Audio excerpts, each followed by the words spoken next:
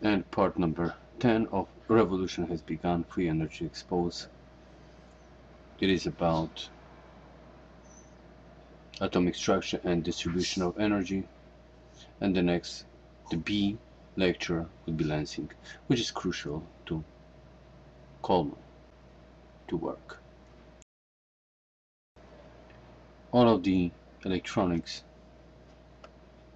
and components needed for this free energy device was explained in videos 1, 2, 3, 4, 5, 6, 7, 8, 9 of the series of Revolution has begun, free energy exposed.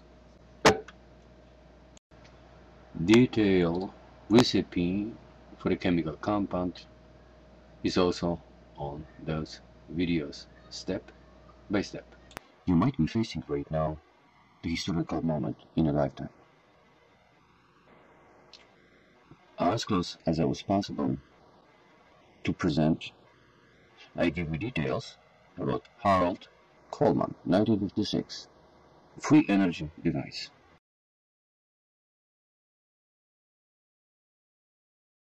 Okay, hold it. Okay, now the next step is the copper.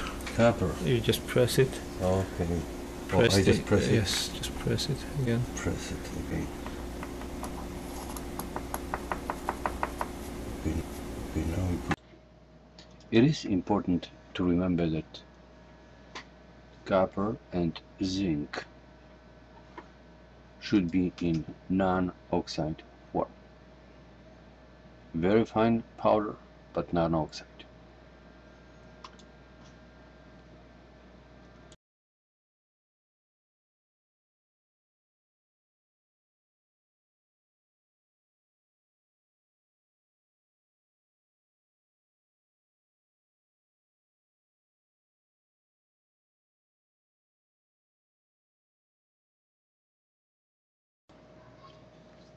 Quick way to explain how lensing works, at least how it looks like. The Colman tube is inside 30 milligrams of powder, which is 1.5 milligram of active powder. Layers are copper, powder, zinc, powder, and so on. Then you have two specially shaped brackets on each side, and those brackets are attached to the electromagnets below, and you see the winding there.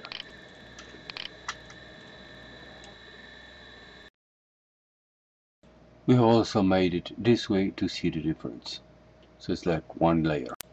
It of course does not hurt if you have a leaded glass used as a viewer in anti-nuclear tanks in Russia and United States. Tube, Colman tube here. This is my lead enclosure. I've got two about 1 inch of lead here on the bottom, and all of my wiring comes up through these two lead columns, which is a piece of aluminum tubing filled with lead and then bored out. And of course my enclosure then is aluminum lined with 1/4 inch of aluminum, has about 3/8 inch of lead on the outside, and also has an opening here where I can take the plug out, and it holds my Geiger counter head in position for testing. Okay, so looking at the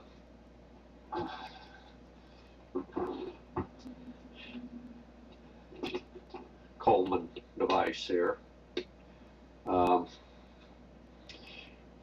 have two coils.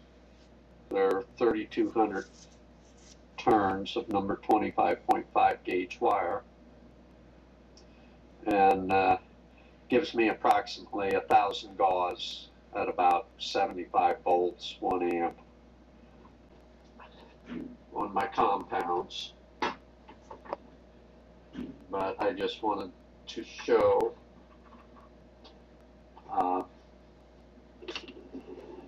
where I'm at on this, and wanted to give special thanks to Wesley for everything that he's done on this, on the Colman work. We're going to be using simplified version of an atom. You have a nucleus. In the nucleus we have protons and neutrons, and proton is about 1800, some say 2000 times bigger than electron. The letter Z, like zebra, is used to represent an atomic number of an element, and that would be the number of protons and the number of electrons. Electrons spin in the shell at very much specific distances from the nucleus, and electrons take on discrete quantized energy levels. In other words, simply cannot occupy levels in between shells. Could be either here or there. Inner shell electrons are bound more tightly and are harder to remove from an atom. So just memorize: K shell is 2 electrons, L shell is 8 electrons, M shell is 18 electrons, and N shell is 32. Shells are being named K, L, M, N, starting from K being the closest to the nucleus.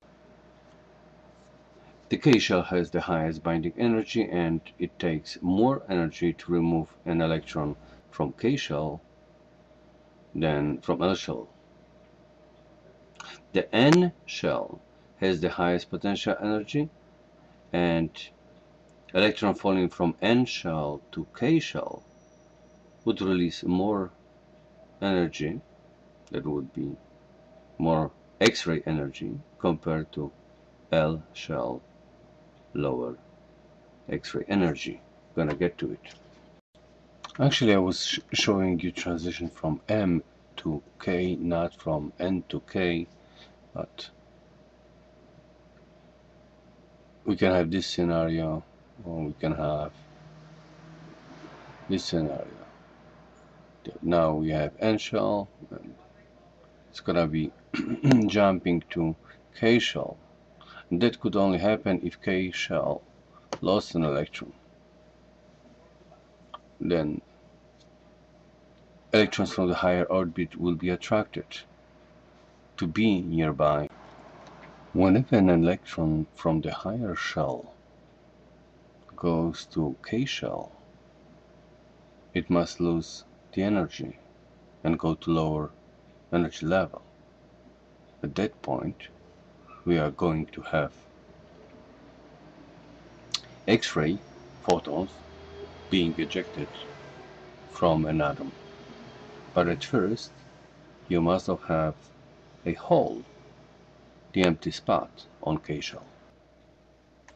That X-ray most likely would be the hard X-ray, as the difference of potential between N and K is pretty much energetic, much more than L to K or M to K.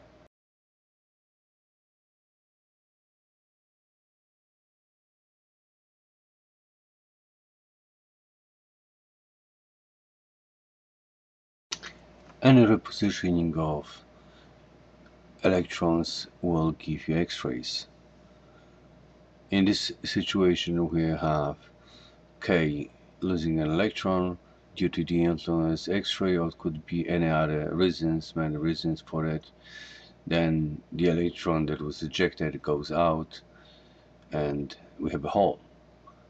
Now that hole is being automatically filled out by, say, electron from neighboring shell, and that would be L. And L then will give you X-ray by losing energy and going to K. But then L appears to have a hole. So the L shell is being filled up with M, and so on. All of the frequencies of individual electrons losing energy belong to X-ray, but to different frequency of X-ray, different energetic level of X-ray. So what we can expect from the Colman is presence of X-ray.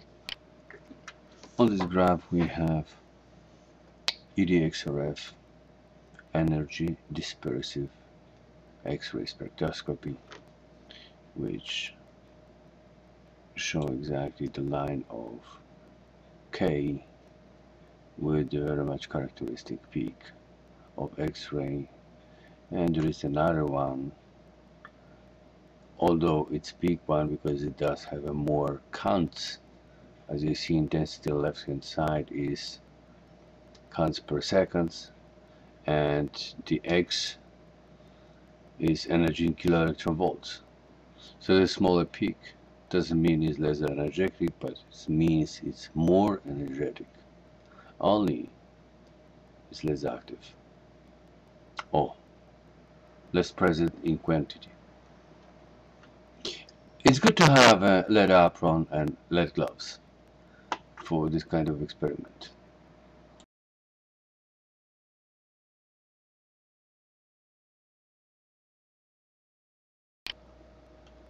So let's go now to radio frequency spectrum or electromagnetic wave spectrum and find out how electromagnetic spectrum does affect molecules and atoms, so interact with matter. The two horizontal lines, this one and that one, those are the lines representing exactly the same, but in two different measures. One is in frequency in hertz, the other one is wavelengths.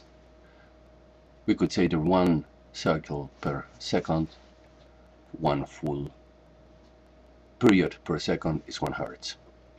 But if we have two of them, we have 2 hertz. We have 100 of them, we have 100 hertz. And we have 50 hertz in our power grid. If we have 1000 of them, then we have 1 kilohertz. And then we have a megahertz, gigahertz, whatsoever. At a certain point, we'll see inconvenience of represent that in hertz.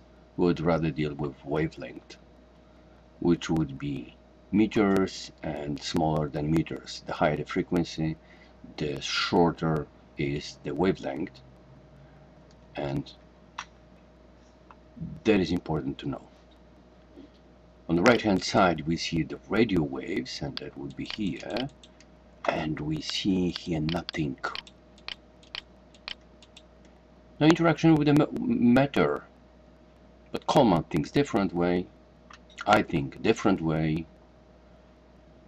and whether this is due to the suppression of information, because there's so much money there, and they don't want to us to know that is happening, or there is another reason. It's not for me to speculate on it. The next one is a microwave. We know that microwave oven that we have, and that's this region. And what it does, it rotates molecules, it rotates atoms, it rotates matter. And the infrared is right below the visible one, and that creates a vibration of the matter. Then we have a visible light, and for some reason you see that visible light doesn't do anything with the matter, or does. See, we have a little something in here, in this region. So what it could do is a temporary fusion of an atom or excitation of an atom in similar way to that. And then we enter into something very exciting, X-rays. Now you gotta understand the X-rays, ultraviolet, infrared, microwave, whatever, they don't have mass. There's no mass, it's just energy. So that energy will be represented in photons, and we could have a photon of low radio waves, microwave, infrared, ultraviolet, and X-ray and gamma ray. But what says in here is that bond breaking and ionization, that's what is being done by X-rays. and it's quite large bandwidth from here to here. And then we have X-rays, gamma rays from here to over there. And what do we have there? Well, it's not specified yet. So what we should know is any repositioning or changing the position of an electron around the orbit or within the orbit, that will be more accurate, creates X-rays. So if we have external influence, whatever the influence is, that knock out electron from K shelf, the closest one, L, remember KLMN, will see that hole and try to jump into it. And not always electron from L would be able to do it. Sometimes they do it from higher orbits. And by jumping from L to K, it must have lose energy, as it is on higher energetical level. And that would be an X-ray. An X-ray will be leaving atom with a high velocity. But then we have a hole an L, KLM. Okay, so M is trying to go to L, then N is trying to go to M, and we have an X-rays. Those X-rays will vary from very soft X-rays to very hard X-rays. So what X-ray would be the hardest one? But the one that is actually from N shelf and jumping to Cal, because then it will have a long path and a lot of to lose. And why really the electron is trying to go closer to nucleus? Because nucleus is positively charged, the proton in it, and it's 1800 to 2000 times bigger than electron. And electron feels like comfortable being close to it. So all I'm trying to do is prove that in this region we have not only interaction with the matter, but we have also very much positive interaction in regards to the energy, and eventually to create a world of value with no value. Because if Colman would be seen as a key to alter matter up to our desire, then we could take the map of the mass and try to put atom by atom that map into the reality, alter. Of course, it's gonna be due to the process of transmutation.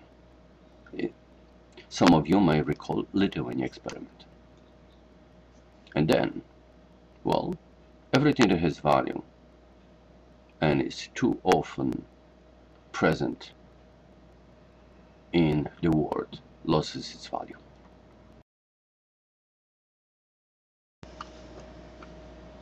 I have never asked for a donation, but I've got one. An electron microscope with X-ray spectroscopy, and the scientist who donated it to me did it because he thinks that I'm simply non-corruptible. Part number 11 would be the part that will talk more about nuclear structure, nuclear bondings. I might even go to some calculations. I want to keep that as simple as possible. And it looks like lensing will have to wait a little bit, just because around 20 minutes video is for some other people too long and they need some rest in it. So the one that is gonna be in part 11, that would be mostly electron capture and decay process, which would be the beta decay, and proton neutron interaction. Also, it would be an explanation of what is a radioactivity, as I believe that was intentional for the people to be afraid of that word and understand it, because some of the big guys don't want you to know that it might be safer than your microwave at your house, if properly contained. So imagine that you bypass the switch and open the door from the microwave. It might create a lot of grief, as radioactivity might be very much safe and never exploding. So the nuclear magnetic resonance was, because of that fact, renamed MRI. So the word nuclear is no longer present. It's like some big guys want you to be stupid idiots. And you will ask in the campus, what is radioactivity? You'll be lucky if 1% per 1,000 in American college will give you the right answer. Well, that's of course my belief. The legal note is never do it, never try it, never even think of it. And that is always present in my videos. The end of the legal note, and legal note is ended, but the note that is not associated with legal note will actually be ha ha ha